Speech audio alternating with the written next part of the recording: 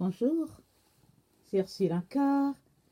On est le 4 juillet 2018 et je viens sonner la trompette ce matin encore et nous dire que chaque jour qui passe nous rapproche de ce glorieux jour où Jésus-Christ viendra enlever celle-là qui lui appartient.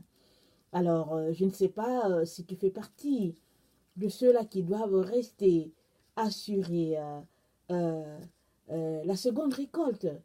Mais si tu penses que, au fait, tu fais partie de ceux qui doivent être enlevés, alors il est très important que tu puisses être prêt. Parce que Jésus-Christ ne va pas nous dire exactement le jour où il viendra, parce qu'il a dit qu'il vient comme un voleur. Mais tous ceux-là qui attendent sa venue s'apprêtent parce qu'ils savent que, assurément, Jésus-Christ viendra. Il y a sur Internet beaucoup de choses qui se disent, il ne viendra que bon, tout le monde va passer par la tribulation, et puis bon, et que bon, voilà, il n'y a pas d'enlèvement, il y a toutes sortes de théories. Mais il est important que tu t'arrêtes, que tu te concentres, et que tu cherches la face du Père par rapport à cela, et il te dira ce qu'il a à te dire. Il te dira de t'apprêter, parce que il enlèvera ceux-là qui lui sont chers. Ceux-là qui sont mis de côté alors que vraiment le mal bat son plein dans notre monde. Donc voilà, alors aujourd'hui je viens apporter encore une exhortation sur Matthieu 25, mais c'est une seule petite phrase, c'est aller à la rencontre de l'époux. Vous savez, les 10 vierges sont parties à la rencontre de l'époux. Et elles sont allées, ça veut dire tout simplement que bon, elles ont senti, elles ont su que l'époux venait. Peut-être qu'elles l'ont appréhendé de très loin, parce que l'exemple que je donne souvent, c'est que, en tout cas, dans les pays chauds, je savais souvent que quand mes tantes venaient, ou bien mes oncles, ou bien s'il y avait quelqu'un qui venait, ou bien le grand-père qui venait, on allait à sa rencontre, on courait à sa rencontre et on le déchargeait de ses fardeaux et on revenait ensemble à la maison. Alors vous savez, les enfants, ils sont souvent en train de jouer dans la rue, surtout en Afrique. Alors nous, on jouait souvent à, je sais pas si c'est les marraines, et puis à toucher, à se toucher. Et puis voilà. Alors dans nos courses de jeu, on voyait souvent la visite venir très loin. Alors on courait pour aller à l'encontre. Et puis souvent, c'est nous qui alertons les parents en disant que bon, telle personne est en train de venir. Et puis bon voilà. Et c'est comme ça que ceux-là qui attendent le Messie, qui attendent leur époux, sont allés à sa rencontre. Ils ont su, elles ont su, comme si ce sont les épouses, elles ont su qu'il venait. Alors, elles sont allées à sa rencontre. Alors, la question que j'ai pour toi aujourd'hui, c'est est-ce que tu es déjà à mi-chemin en train de rencontrer, tu es déjà à mi-chemin en attendant que ton époux vienne, ou bien est-ce que tu es encore assis chez toi, pensant qu'il va venir, par exemple, te trouver à la maison? Parce que Jésus-Christ ne viendra pas te trouver à la maison. Il ne viendra pas te trouver assis là chez toi et tu seras surpris de dire, ah, Jésus-Christ est venu. Parce que si tu es à la maison, alors effectivement, tu seras surpris, mais surpris désagréablement. Parce que tous ceux-là qui savent qu'il est en train de venir sont déjà en route à sa rencontre. Et si tu n'es pas encore en route à sa rencontre, je viens t'exhorter ce matin à te mettre en route. Parce que Jésus-Christ est déjà venu, alors il est déjà venu nous rencontrer dans nos maisons, et il y a 2000 ans de cela. Il est venu, il a marché sur cette terre, et à 30 ans, il s'est levé pour exercer un ministère pendant 3 ans. Et il est mort sur le bois du calvaire. Et par sa mort, toi et moi avons reçu la vie. Et nous avons reçu cette vie-là qui fait que aujourd'hui, s'il nous arrive de mourir, on ne va pas mourir parce qu'on a Jésus-Christ en nous. Et mieux encore, on va ressusciter si on meurt avant que Jésus-Christ vienne dans les airs chercher celle-là qui lui appartient. Alors, qu'est-ce que ça veut dire aller à la rencontre de l'époux? Voilà l'image que je venais de donner, c'est l'image de quelqu'un qui court accueillir l'autre qui est en train de venir. Mais concrètement, qu'est-ce que cela veut dire?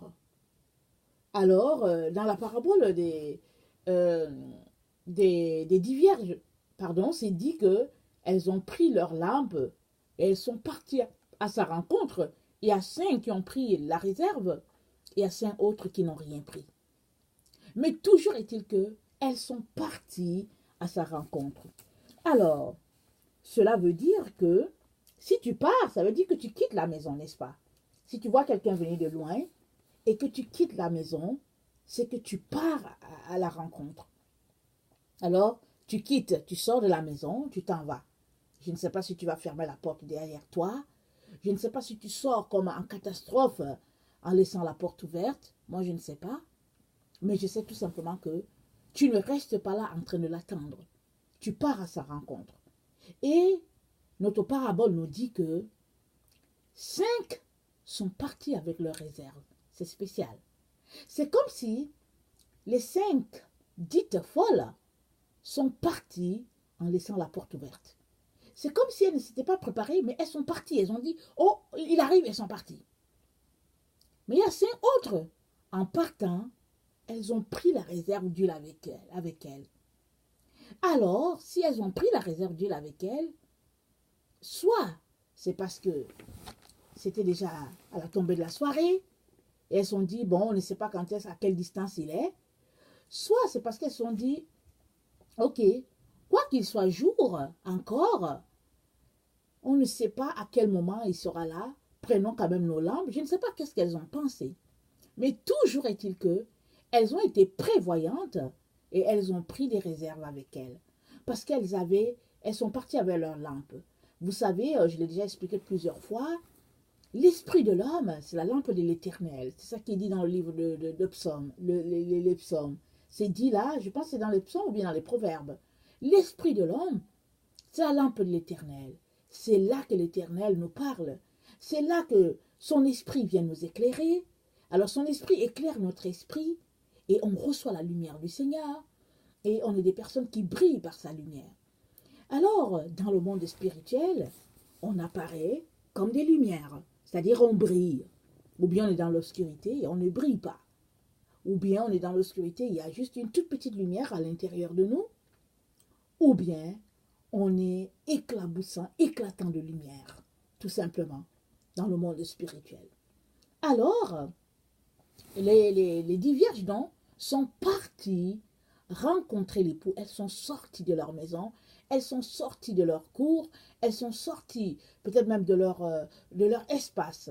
Alors, ça veut dire qu'elles sont sorties de leur zone de confort, n'est-ce pas? Alors, on ne sait pas à quelle distance cette marche les a conduits, mais toujours est-il que, en allant à sa rencontre, à un moment donné, elles se sont assoupies. Elles ont été peut-être fatiguées d'attendre, elles se sont assoupies. Alors, généralement, quand tu vas à la rencontre de quelqu'un, tu ne vas pas 10 km ou bien 20 km. Non, tu vas à sa rencontre parce que tu as entendu le cri peut-être qu'il venait ou bien tu l'as vu de loin. Alors, tu vas à une distance où tu devrais le rencontrer. Alors, est-ce qu'elles sont arrivées à un endroit et puis elles savaient que c'est ici qu'ils viendraient? Est-ce que ce serait là le lieu de rendez-vous? Moi, je ne sais pas. Je ne sais pas toute l'histoire autour de la parabole des 10 vierges. Mais toujours est-il que, à un moment donné, elles se sont assoupies. C'est ça qui est dit. Donc, elles se sont couchées pour dormir parce que tout ont sombré dans le sommeil. Alors, ça, parti donc à la rencontre de l'époux, c'est sorti de sa zone de confort, c'est quitter son milieu familial, parce qu'on quitte la maison, on quitte la concession, c'est quitter le cercle d'amis. Oui, c'est très important que tu saches ça. Il y en a qui vont à la rencontre de l'époux, mais ils veulent aller avec tous leurs amis. Les amis qui boivent l'alcool, ceux qui prennent la drogue, ceux qui insultent, ceux qui calomnient, ceux qui font la médisance. Ils veulent partir avec leurs amis. Non, Si tu veux aller à la rencontre de ton époux, de ton maître, Jésus-Christ, il est important que tu laisses les amis encombrants derrière toi. Tu ne leur dis pas que, oh, allons-y à la rencontre de l'époux. Ils vont te perdre le temps sur la route. Ils vont continuer de faire leur calomnie, continuer de faire leur médisance, continuer de parler de leur politique, continuer de parler de leur sport, continuer de parler de toutes sortes de futilités afin de te retarder. Alors, à bon entendeur, salut. Alors, si tu vas à la rencontre de l'époux, tu laisses les coutumes ancestrales, tu laisses les églises et les dénominations. Il y a des gens qui marchent juste parce que l'église dit. Moi, je connais des personnes qui, peu importe, ils disent, oh, je vais aller demander à mon pasteur pour voir si il comprend ça aussi comme ça. Le pasteur, ce n'est pas Dieu. Il y a une seule personne qui peut t'expliquer tout ce que tu aimerais savoir. Et cette personne-là, c'est Jésus-Christ à travers son Saint-Esprit. Mais si tout ce que tu entends, tu vas parler au pasteur, alors c'est évident que tu as un problème. Alors il faut que tu le règles. Il faut que tu commences par te déconnecter de ton pasteur, parce que ton pasteur, ce n'est pas Dieu. Il y a une seule personne qui va t'enseigner. Le Saint-Esprit est là. Il t'a été donné comme ton enseignant, parce que Jésus-Christ a dit, je ne vous laisserai pas orphelin. Je vous donnerai un autre consolateur. Il vous conduira dans toute la vérité. Le Saint-Esprit est là pour nous conduire dans toute la vérité. Mais maintenant, il faut qu'on vienne dans la présence divine. Il faut qu'on lise notre Bible, qu'on pose des questions, et l'Esprit Saint est là pour nous enseigner. Il y a d'autres, ils marchent juste au rythme de la dénomination. Si la dénomination a dit que le parler en langue c'est diabolique, ils te disent, oh, le parler en langue c'est diabolique, je ne veux rien savoir. Mais est-ce que le parler en langue fait partie des dons que Dieu a parlé dans la Bible? Si oui, alors prie pour que Dieu te donne les dons qui sont les tiens. Si parmi les dons qui sont les tiens, le parler en langue est là, alors tu te retrouverais vraiment perdant de ne pas avoir ce don-là. Parce que le parler en langue, c'est un don très, très, très puissant, très riche. C'est non seulement c'est le don de l'esprit, mais parler en langue, c'est quelque chose qui nous booste beaucoup. Et la Bible, Paul a dit, je prierai avec mon intelligence, mais je prierai aussi sans. Quand tu pries en langue, tu pries sans ton intelligence. Ce n'est pas des paroles bien articulées en français ou en anglais, en espagnol, mais tu parles dans une langue étrangère. Et Dieu, comprenant toutes les langues, il sait ce que tu es en train de dire, et très souvent, c'est lui qui doit te communiquer ce que tu es en train de dire à travers son Saint-Esprit. Moi, plus d'une fois, il m'est arrivé de prier en langue, mais c'est Dieu qui m'a dit au fait ce que je priais, parce que je ne savais même pas ce que je priais. Et très souvent, dans les situations de danger extrême, Dieu m'a communiqué le message en langue. Parce qu'au fait, s'il me le communique, par exemple en français, ou bien peut-être en anglais, je vais peut-être me retrouver à raisonner pour dire, est-ce que c'est Dieu? Et puis, mais il me communique ça en langue. Alors, quand il me communique un message en langue, je comprends très bien l'urgence des temps. Je sais très bien, dans mon esprit, je saisis l'urgence des temps. Et là, je viens devant lui pour dire, Seigneur, qu'est-ce qu'il y a? Qu'est-ce qui se passe? Et là, il commence à me dire ce qui se passe. Mais avant cela, il m'a d'abord donné le message en langue. Alors, le parler en langue, c'est quelque chose de très riche. Ne te prive pas de cela. Et n'aie pas peur non plus de l'avoir. Il y a des personnes qui ont peur, qui pensent que c'est quelque chose de catastrophique ou bien c'est quelque chose de bizarre et tout. Non, c'est quelque chose de normal, comme le français ou comme l'anglais. C'est tout simplement que oui, la première fois que tu vas l'expérimenter, ce sera quelque chose de spécial. Parce que tu ne l'as jamais expérimenté avant, alors quand quelque chose vient premièrement, ben c'est ça, il vient, tu vas savoir qu'il est venu, et puis tout le monde autour de toi va savoir qu'il est venu. Parce qu'ils vont te trouver en train de parler une langue bizarre. Mais après, si c'est la langue que Dieu t'a donnée, c'est quelque chose qui te devient familier. Et puis, bon, voilà, ça fait partie, mais il faut l'exercer parce que c'est un don. Alors, un don, ça s'exerce. Et à force de forger, on devient forgeron, n'est-ce pas? Donc, voilà. Alors, si tu marches selon les coutumes de ton église, les dénominations et toutes leurs barrières, tu te priveras de beaucoup de choses. Et ça veut dire que tu n'es pas encore sorti de ta zone de confort. Parce que pour aller à la rencontre de l'époux, il faut sortir de toutes ces choses-là. Parce que ceux-là qui vont à la rencontre de l'époux, ils ne sont pas liés par les valeurs de dénomination. L'épouse, elle marche selon la pureté de son Seigneur. Elle marche selon les valeurs de son Seigneur. Et la Bible, la Sainte Bible, a plein comment on appelle ça, des paroles, des prophéties pour nous guider, pour nous diriger dans ce que Dieu attend de nous. Maintenant, si tu te retrouves dans une dénomination où la vérité n'est pas prêchée, tu seras lié par les mensonges. Et ces mensonges-là vont t'empêcher de t'élever quand ton maître va venir. Vont t'empêcher, c'est-à-dire que ces mensonges enseignés sont une véritable barrière, un véritable mur entre Jésus-Christ et toi. Alors c'est à toi d'ôter ces barrières-là. C'est à toi de te demander si ce que les gens enseignent c'est vrai ou pas. Et c'est à toi de prier pour sortir de là. Parce qu'il y a beaucoup de subtilités, beaucoup de mensonges aujourd'hui dans les églises. Parce que les églises, plusieurs églises ont été taillées selon les valeurs du monde. Très souvent, les pasteurs ne veulent pas perdre leurs membres, alors ils enseignent des demi-vérités, ou bien ils enseignent, ils mettent de l'eau dedans, ils le diluent, ou bien au fait ils ne disent tout simplement pas la vérité parce qu'en tout cas ils ne veulent pas se faire lyncher. Parce qu'il y a des gens, dès que le pasteur finit de prêcher, ils vont venir à la fin, le voir, et puis lui dire, tu as dit ceci, tu as dit cela, tu as dit cela, et puis il blaste le pasteur là, sur place.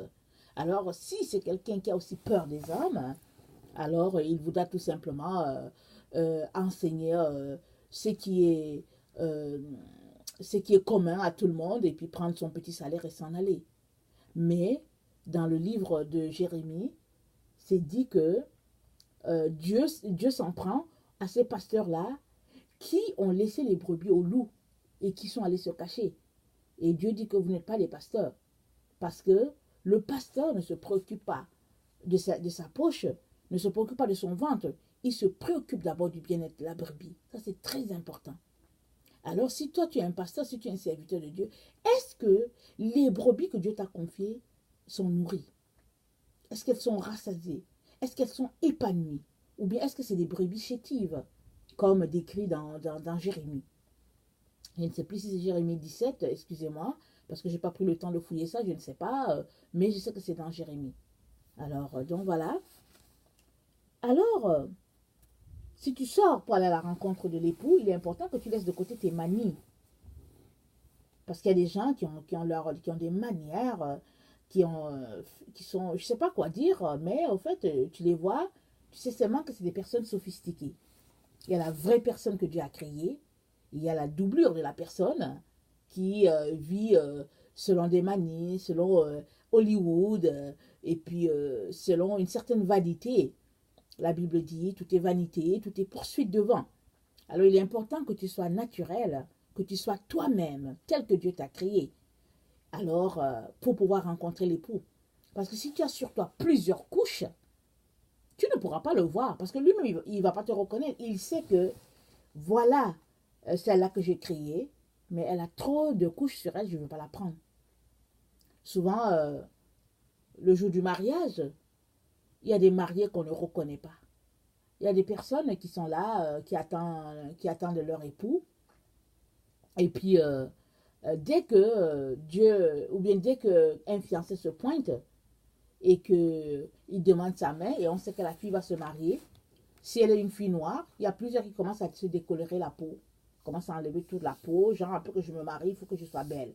Alors pour ces personnes-là, la beauté, c'est se décaper. Alors elles enlèvent leur peau bien bronzée, bien brune, là, elles enlèvent ça, et puis elles commencent à mettre des fards un peu partout, des couleurs bleues, des couleurs rouges et tout. Donc elles commencent aussi à avoir des cheveux différents, et puis bon, voilà. Et finalement, le jour du mariage, le mari ne reconnaît même pas la femme. Il est content d'avoir une personne sophistiquée. Lui, il est content de se marier, l'homme. Parce que lui, ses besoins sont ailleurs. Il veut se marier. Mais la femme, bon, elle est là, elle se dit, bon, je suis belle, elle a toutes sortes de choses sur elle. Mais celui-là qui est venu demander ta main, il t'a demandé la main alors que tu n'avais rien, tu n'avais rien de ces choses-là sur toi. Alors, sois exactement comme il est venu te voir. Et il y a une histoire sur Internet euh, que mon enfant m'a montrée. C'est une histoire qui s'est passée aux États-Unis. Alors, c'est un monsieur qui a épousé une femme. Je ne sais pas si ça faisait il y a 2 ans ou 3 ans qu'ils étaient ensemble. Et il a toujours vu sa femme avec les cheveux artificiels. Alors, elle allait au salon de coiffure, elle change. En tout cas, il l'a vu vraiment. Il la connaît avec de longs cheveux et puis il la connaît avec le maquillage et tout. Alors, mais un jour, je ne sais pas si elle était fatiguée ou quoi, ou bien elle s'apprêtait à aller à son salon de coiffure, peut-être. Moi, je ne sais pas. Toujours est-il que le mari rentre à la maison et puis il la voit assise là. Il lui dit est-ce que c'est toi? Elle dit oui. Et il entend bien que c'est la voix de sa femme. Et il voit bien que c'est le sourire de sa femme. Mais quand il la regarde, ce n'est pas du tout sa femme. Il voit une femme assise devant lui, avec des cheveux crépus et sans maquillage du tout. Il lui dit, mais qu'est-ce qui est arrivé à tes cheveux? Pourquoi tu les as coupés? Elle dit, non, mais je n'ai pas coupé mes cheveux. Elle dit, c'est moi qui suis là. Il dit, non, c'est pas toi. Elle dit, c'est moi. Il dit, mais c'est pas celle que j'ai épousée. Elle dit, c'est moi. Alors il dit, oh, mais quelle laideur. Parce que lui, il n'a jamais vu sa femme avec ses cheveux crépus. Lui, il pensait qu'il épousait une personne aux cheveux crépus parce que de nature, il dit, je n'aurais jamais épousé une personne aux cheveux crépus. C'est aussi, je pense, un noir, mais peut-être moitié blanc, moitié noir, je ne sais pas. Alors, finalement, il a amené l'histoire en cours pour divorcer de sa femme. Alors, dommage, je ne sais plus s'il avait réussi à divorcer ou pas, mais c'était une histoire qui avait battu son plein aux États-Unis il y a peut-être 2 ou 3 ans. Et mes enfants, traumatisés par cette affaire, ils ont dit, maman, viens voir quelque chose qui se passe aux États-Unis. Alors, cette femme-là, son mari ne l'a pas reconnue. Et j'aimerais vraiment t'encourager à être reconnu par ton Seigneur. Parce que souvent, on dit qu'on connaît Jésus-Christ, mais est-ce que Jésus-Christ te connaît? Alors Jésus-Christ, il te connaît tel qu'il t'a créé. Mais si tu as trop de choses sur toi et que tu vas à sa rencontre, tu n'iras nulle part au fait. Il est donc important que tu sois tel qu'il t'a créé. Et n'oublions pas, ce que nous sommes, ce n'est qu'une carapace extérieure. C'est ce que nous sommes sur cette terre. Mais la beauté de qui nous sommes, vraiment, elle sera en fonction de la personne du ciel. Et c'est ça, ce sera en fonction de toute la purification que tu auras fait sur cette terre. Alors n'oublions pas, parce que les choses visibles sont des choses passagères, dit la parole. C'est quelque chose qui va passer. Mais ce qui est éternel, c'est ce qui est spirituel, c'est ce qui ne passe pas, c'est ce qui est caché. Alors, il est important que tu te serves de ce qui est physique pour pouvoir tailler ta personne spirituelle. Alléluia. Parce que ce que tu es maintenant, ce n'est que l'enveloppe. Et Jésus-Christ dit, cette enveloppe-là doit être purifiée, elle doit être sanctifiée, elle doit être polie à l'image de ce que tu es réellement dans le monde spirituel. Alors, si tu réussis à polir cette carapace, cette enveloppe-là, alors de l'autre côté, tu seras tout simplement extraordinaire, méconnaissable. Alors ne perdons pas le temps sur certaines futilités. Il y a des personnes sur cette terre qui ont certaines malformations physiques, qui ont une certaine anomalie, qui ont une certaine déformation, qui ont des cicatrices sur elles. Parce que bon, c'est arrivé comme ça. Peut-être des accidents sur la terre et tout. Mais pourquoi perdre le temps? Aller plusieurs fois chez l'esthéticien, enlever telle peau, prendre une partie de la peau au niveau des fesses, venir coller quelque part. Oui, s'il y a eu brûlure au niveau des incendies dans la voiture, à la maison et tout ça, on comprend. Ça, c'est des cas d'accident extrêmes. On comprend que même les médecins, ils doivent refaire cela. Mais il y a des gens qui mettent des sommes énormes pour aller se refaire le visage, enlever les rides, enlever l'excès de gras, et puis bon voilà, et puis tout ça. Mais si c'est ça que tu fais, pourquoi veux-tu que plus tard ton corps soit comme le corps d'un jeune, par exemple, de 18, de 20 ans? Parce qu'on dit qu'au ciel, tout le monde est jeune. Et ça dit que là-bas, il n'y a pas de rides. Il n'y a plus ces choses-là. Alors Dieu l'a promis pour tous ceux-là qui vont passer de l'autre côté. Alors si toi, sur cette terre, tu commences à enlever les rides que tu as, est-ce que tu es en train de dire que, au fait, tu es de la terre ou quoi? Peut-être que tu te comportes comme ça parce qu'effectivement, tu es de la terre. Et comme tu sais que tu ne vas pas traverser de l'autre côté, alors tu commences déjà à enlever tes rides avant de mourir. Mais si tu crois que tu es un citoyen de la cité céleste, les rides ne sont que passagers. Ils vont finir par s'en aller.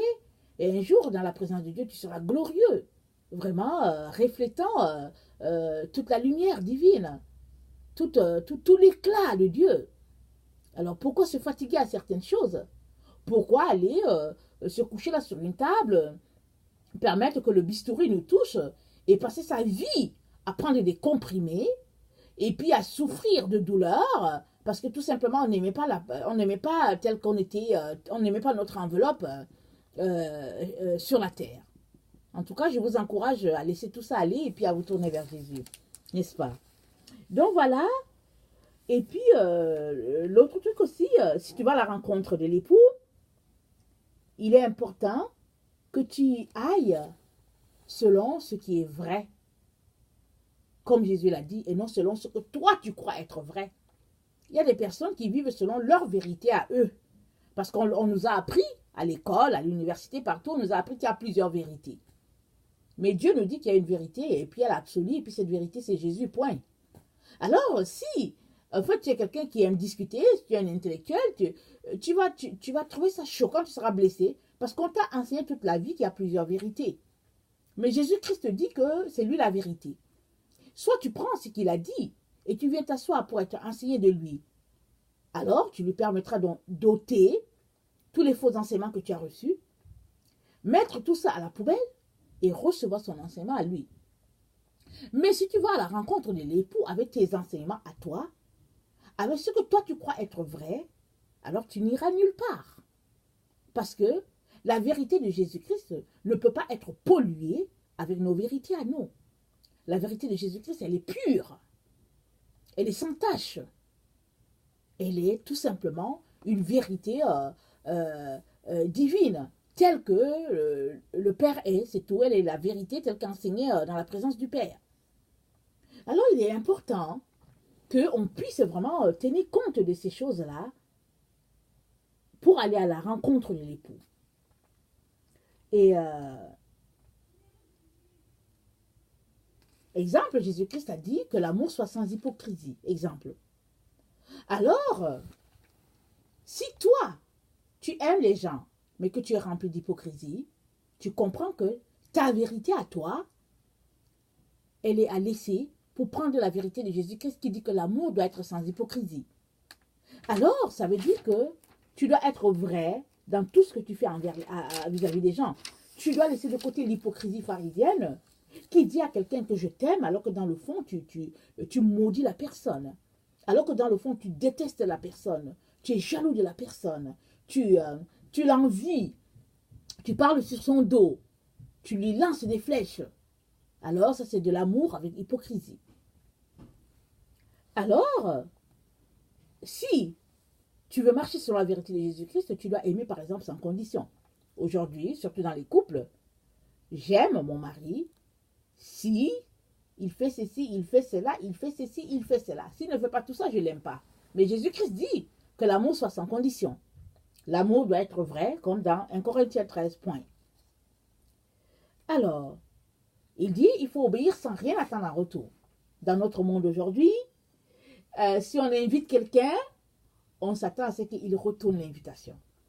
Alors, je ne sais pas si vous avez constaté, Alors ça devient un lourd fardeau, quelqu'un t'a invité et puis tu es là, tu te dis que ah oui, je veux aussi t'inviter, tu regardes dans ton agenda pour voir quel jour tu vas inviter la personne, et puis voilà, tu es traumatisé, tu te dis que bon, je ne serai pas à la hauteur.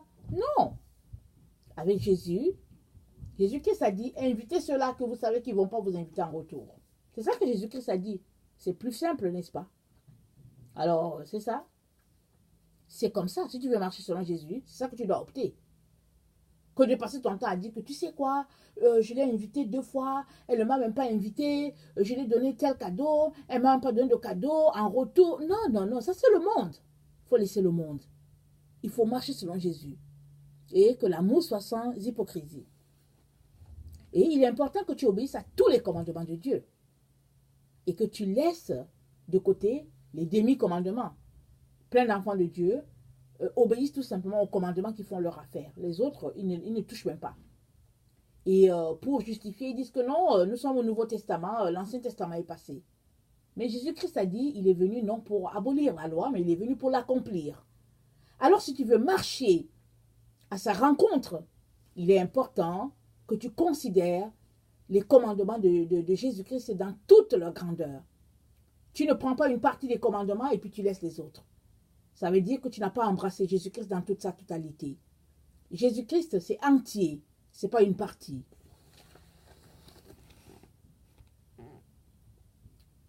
Aussi, il est important que tu prennes ta volonté, toi-même, et que tu la soumettes à la volonté de Jésus-Christ.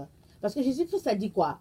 Si quelqu'un veut venir après moi, qu'il renonce à lui-même, qu'il se charge de sa croix et qu'il me suive. Renoncer à toi-même, c'est un acte volontaire. Tu prends volontairement ta volonté, le libre arbitre que Jésus-Christ t'a donné, et tu le mets au service de Jésus.